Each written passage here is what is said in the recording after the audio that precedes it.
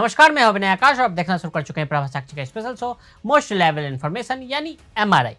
कहते हैं इतिहास खुद को दोहराता है, बस किरदार बदल सा जाता है।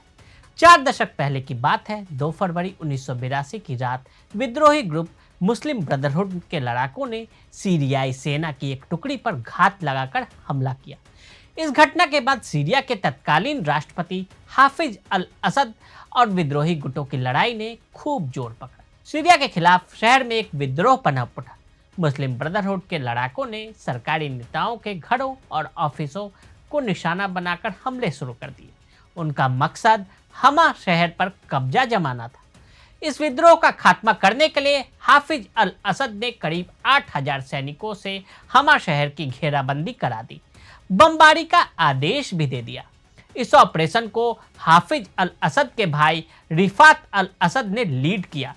सैनिकों ने 27 दिन में शहर को लगभग समतल बना दिया। इसके बाद 2 हफ्तों तक घर घर तलाशी और सामूहिक तलाशियां चली। रिपोर्ट बताते हैं कि इसमें करीब 10,000 से 30,000 लोग मारे गए। इसके बाद रिफात अल असद को हमा का कसाई कहा जाने लगा।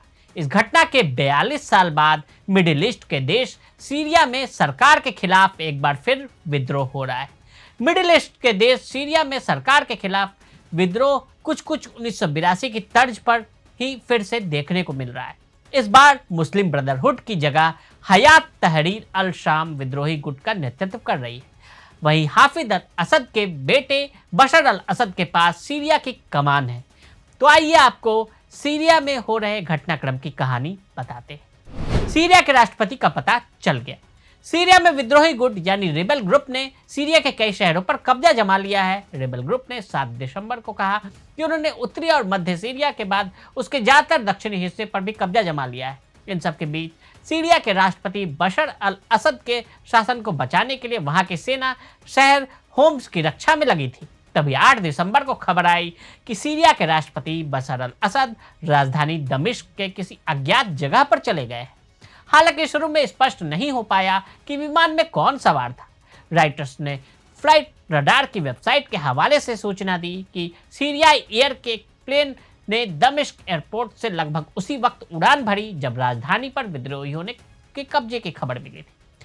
प्लेन ने शुरुआत में सीरिया के तटीय क्षेत्र की तरफ उड़ान भरी। हालांकि प्लेन ने बाद में अचानक यू टर्न लिया और कुछ टाइम तक उड़ता रहा। बाद में वो मैप से गायब हो गया। अंदाजा ये भी लगाया गया कि कहीं हमलावरों ने उनके विमान को मार तो नहीं गिराया है। लेकिन अब यह अपडेट सामने आया कि बशर अल असद रूस पहुंच गए हैं। अपने परिवार के साथ वो मॉस्को में है। पुतिन ने क्यों दी शरण? सेना ने असद के देश छोड़ने की पुष्टि करते हुए कहा कि राष्ट्रपति की सत्ता खत्म हो गई है। सीरिया में विद्रोह के बाद असद रूस पहुंच गए हैं। यहां उन्होंने राष्ट्रपति व्लादिमीर पुतिन ने मानवीय आधार पर शरण दी है। रूस ने यह भी कहा कि वो सीरिया विवाद के राजनीतिक समाधान का समर्थन करता है। बताया जा रहा है कि रूस और एचटीएस के बीच एक डील के बाद असद रूस पहुंचे हैं। वहीं विद्रोहियों ने रूस को यह आश्वासन दिया है कि टाटर्स में रूसी नेवल बेस और रूसी दूतावास को पूरी सुरक्षा मुहैया कराई जाएगी। वहीं वियना में रूस के राजदूत मिखाइल उलनोव ने अमेरिका पर बड़ा तंज कसा है। उन्होंने कहा कि रूस कठिन परिस्थिति में अपने दोस्तों को धोखा नहीं देता। मिखाइल ने कहा कि यही रूस और अमेरिका में अंतर है। रूस भले ही चाहे जो दावा करे, लेकिन विश्लेषक इससे सहमत नहीं है। वो इसे रूस की प्रतिष्ठा के लिए एक बड़ा झटका मान रहे हैं। विश्लेषकों का मानना है कि करीब 24 साल के बाद असद के शासन का अंत होना रूस की प्रतिष्ठा के लिए बड़ा झटका है। ये रूस की ही सेना थी जिसके बल पर इतने सालों से असद सरकार में बने हुए थे। उन्होंने कहा कि रूस का सीरिया प्रोजेक्ट फेल हो रहा था, लेकिन मॉस्को के पास इतनी ताकत नहीं बची थी कि इसे रोक सके। 2015 में हजारों की तादाद में सैनिक भेजकर राष्ट्रपति असद को मजबूत किया गया था। सीरिया प्रोजेक्ट के रूप में रूस का मकसद था कि वो वैश्विक ताकत के रूप में खुद को पेश करे। पुतिन के लिए पहली बड़ी चुनौती थी कि पश्चिमी देशों को रूसी ताकत और प्रभुत्व को दिखा सके, जो सोवियत के विघटन के बाद धूमिल हो गई थी। पुतिन अपने इस मिशन में साल 2017 में सफल भी हो गए थे। रूसी राष्ट्रपति हमियन बेस पर पहुंचकर ऐलान किया था कि उनका मिशन पूरा हो गया। सीरिया ने सैन्य मदद की एवज में रूस को अपना हमीमेन और टाटस नेवल बेस 49 सालों की लीज पर दिया है। इससे रूस की पूर्वी भूमध्य सागर में पकड़ मजबूत हुई। इसे रूस आसानी से अफ्रीका में अपने सैन्य ठेकेदारों को आसानी भेजने लगा और बुलाने लगा।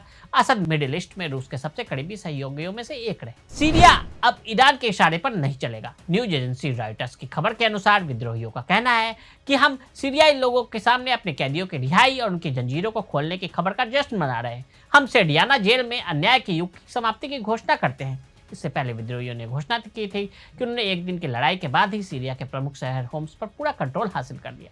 सीरिया में असद सरकार को गिराने वाले एचटीएस के सुप्रीम लीडर अबू मोहम्मद अल जुलानी ने दमिश्क के सबसे पवित्र उम्मियत मस्जिद में भाषण दिया। यह 1300 साल पुरानी मस्जिद दुनिया की सबसे प्राचीन मस्जिदों में से एक है।